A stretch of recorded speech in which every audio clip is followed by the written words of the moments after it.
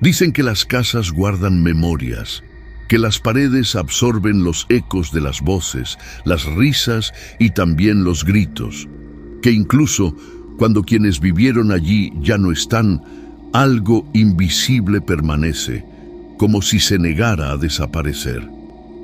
Esta es la historia de una familia común que decidió mudarse a una vieja casa en las afueras de un pequeño pueblo.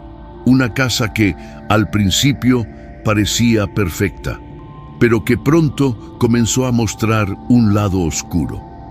La familia estaba formada por Martín, un hombre de unos 40 años, su esposa Laura y sus 2 hijos, Sofía, de 13, y Tomás, de 9. Ellos buscaban un cambio de vida. Habían vivido siempre en la ciudad, entre ruidos, tránsito y vecinos, y la idea de mudarse a un lugar tranquilo, rodeado de campo, parecía lo ideal. Encontraron una casa antigua, grande, con un terreno amplio y rodeada de árboles. El precio era sorprendentemente bajo, demasiado bajo para lo que ofrecía. Eso, al principio, no les preocupó. Pensaron que quizás se debía a que estaba alejada o a que necesitaba algunas reparaciones. El primer día de la mudanza, todo parecía normal. Había olor a madera vieja, un poco de humedad en los rincones, pero nada fuera de lo común en una casa que llevaba décadas deshabitada. Los chicos corrían de habitación en habitación, eligiendo cuál sería la suya. Laura se ilusionaba pensando cómo redecorar, y Martín solo agradecía haber encontrado algo tan grande y tan barato. Pero desde esa primera noche, algo empezó a sentirse extraño. La familia se acostó temprano, agotada por la mudanza. A mitad de la madrugada, Laura se despertó con un sonido sutil, como pasos en el pasillo. Pensó que quizás Sofía o Tomás se habían levantado al baño. Se incorporó, prestó atención, y los pasos continuaron. Eran lentos, pesados, como si alguien deslizara los pies sobre el suelo de madera. Laura abrió la puerta de la habitación y asomó la cabeza. El pasillo estaba oscuro. El sonido había cesado. Caminó hacia los cuartos de los niños y comprobó que ambos dormían profundamente. De regreso a la cama, intentó convencerse de que había sido su imaginación. Sin embargo, cuando cerró los ojos, escuchó otra vez ese crujido, como si el suelo cediera bajo el peso de alguien invisible. Con el paso de los días, las sensaciones se intensificaron. Martín escuchaba a veces golpes sordos en el sótano, como si algo metálico chocara contra las paredes. Revisó varias veces, pero el lugar estaba vacío, salvo por viejas estanterías oxidadas. Sofía comenzó a quejarse de que, por las noches, alguien tocaba la puerta de su cuarto. Siempre 3 golpes, secos, insistentes. Al abrir, nunca había nadie. Tomás, el menor, decía que la casa respiraba. Según él, a veces sentía el aire moverse, como si una persona enorme exhalara muy cerca de su cara. Nadie le creyó al principio, hasta que Laura también lo notó. Un cambio repentino en la temperatura, un movimiento del aire en habitaciones cerradas. Era como si las paredes realmente inhalaran y exhalaran. Los sucesos dejaron de ser solo ruidos. Una tarde, Laura estaba en la cocina preparando la cena. Había dejado un cuchillo sobre la mesa y cuando se dio vuelta para tomar las verduras, el cuchillo ya no estaba. Buscó entre los utensilios, en los cajones, hasta que lo encontró, perfectamente colocado sobre la mesada del otro lado de la habitación. No le dijo nada a los chicos para no asustarlos, pero comenzó a anotar en un cuaderno cada pequeño incidente. Vasos que aparecían movidos, puertas entreabiertas que ella recordaba haber cerrado y relojes que parecían detenerse durante minutos enteros antes de volver a funcionar. Martín trataba de no darle importancia, aunque en secreto empezaba a sentir incomodidad.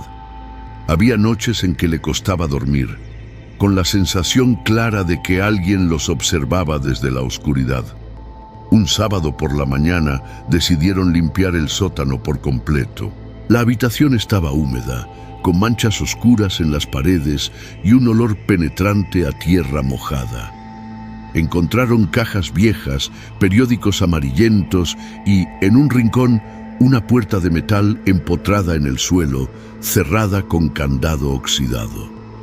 El candado parecía antiguo y ninguno de los dos se animó a forzarlo. Esa misma noche, mientras la familia dormía, se escucharon golpes provenientes del sótano. No eran golpes suaves, sino repetitivos, violentos, como si alguien desde dentro intentara salir. Laura se despertó sobresaltada. Martín bajó con una linterna, pero al abrir la puerta todo estaba en silencio. El candado seguía intacto, la casa completamente quieta. Al regresar a la cama, juró haber escuchado un suspiro largo detrás de él, justo antes de apagar la luz. Con el correr de las semanas, Sofía comenzó a cambiar. Era la más sensible de la familia, y lo que al principio eran comentarios aislados, se transformaron en miedo constante. Decía que no podía dormir porque alguien se sentaba en el borde de su cama cada noche, que podía sentir el colchón hundirse bajo un peso invisible. Laura la consolaba, intentando no demostrar su propio temor. Una madrugada, al entrar en la habitación de su hija, vio con claridad cómo la colcha se doblaba levemente hacia abajo, como si algo invisible realmente estuviera allí sentado. El terror fue tan intenso que no se atrevió a gritar. Cerró la puerta de golpe y hasta el día de hoy no está segura si lo que vio fue real o producto de su agotamiento. El momento más inquietante ocurrió una noche de tormenta. Los truenos resonaban en el cielo y la familia estaba reunida en la sala. De repente, todas las luces comenzaron a parpadear. En ese instante, las puertas de las habitaciones se cerraron solas, de un golpe seco al unísono. Los cuatro quedaron en silencio absoluto, escuchando cómo algo o alguien caminaba pesadamente por el pasillo, una y otra vez, sin mostrarse.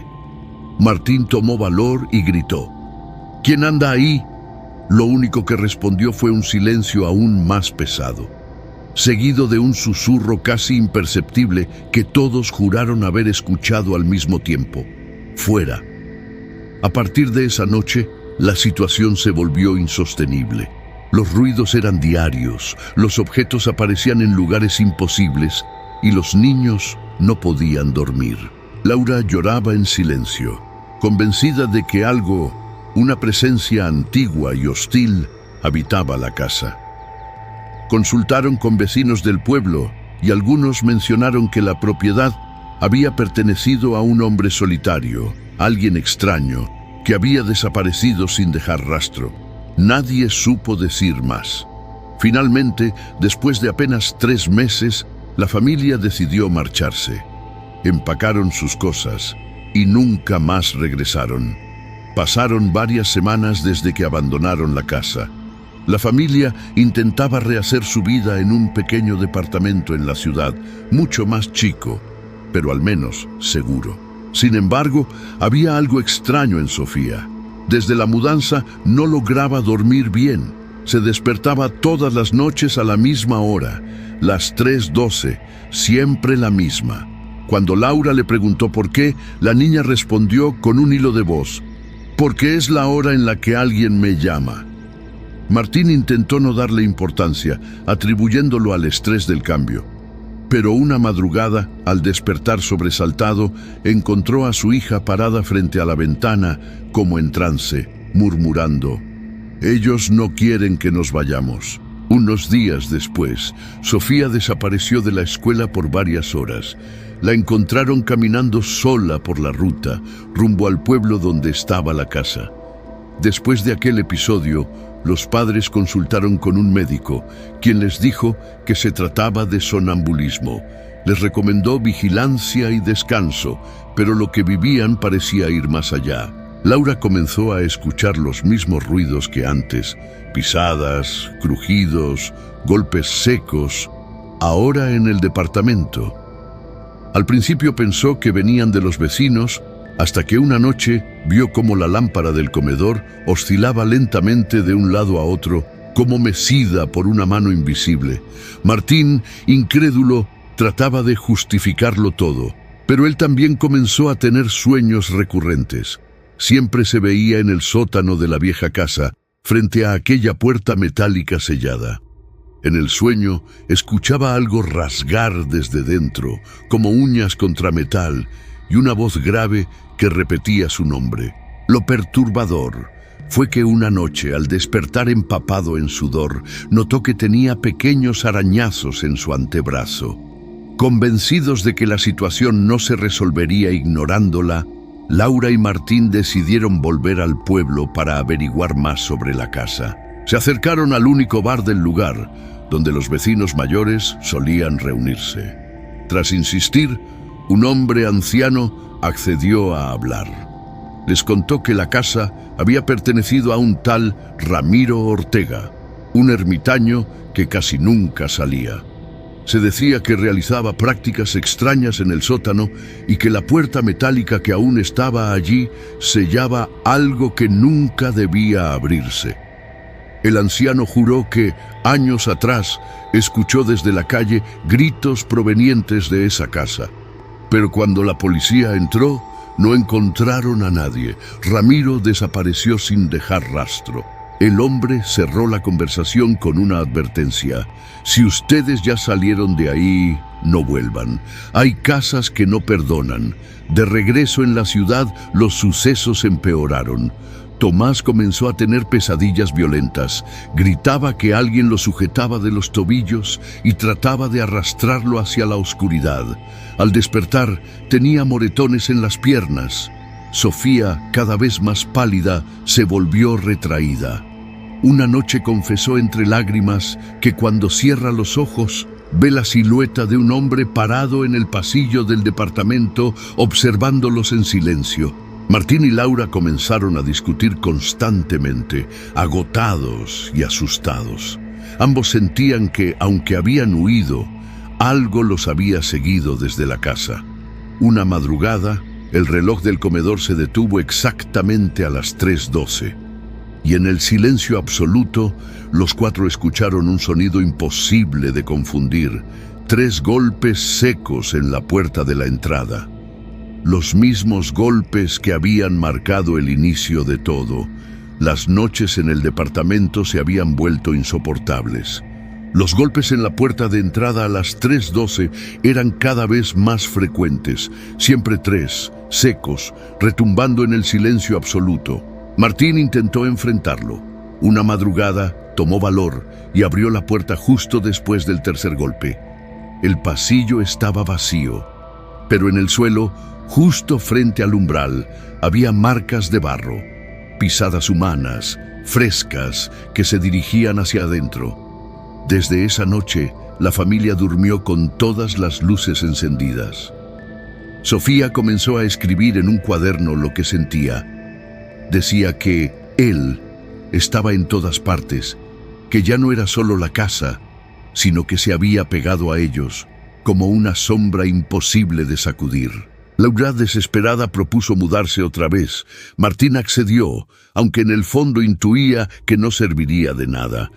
Lo que fuera que habían despertado parecía seguirlos a donde fueran.